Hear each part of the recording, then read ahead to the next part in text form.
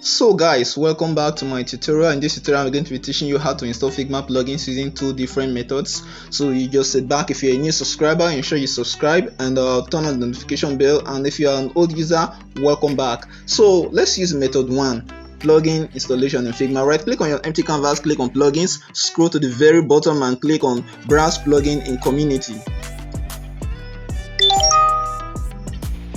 And then next, you see a list of plugins right here. You see the name of the plugin, when it was created, when it was last updated, the total number of installs, and the installation button. And as you can see at the top, there are different categories, not just plugins.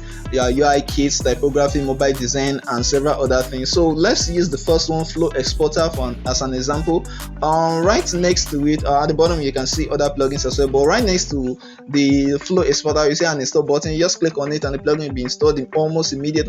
Click on it again to uninstall the plugin. That's how fast and how smooth and how sharply the installation process and uninstallation process is. Let's go back to our canvas now and test if this plugin has really been installed into our workspace. Right click on plugin, and as you can see it right there, we have the Flow Exporter. So that's how easy it is to install plugin on Figma. Let's use the method 2 now and see which one is easier and which one is faster. So method 2, you go to figma.com, and at the left section you find the community. Click on it and it will take you straight to the Figma community section. You will find explore at the top, plugins, widgets, FigJam, design system, wireframes, illustrations, and several other categories. But right now we are concerned about the plugins, so that's what we're going to click on. So all you just have to do is click on the plugins section, and the explorer for all the plugins in Figma community will be right here. So all you just have to do is just to go through the list of the plugins and find the particular one that you're looking for.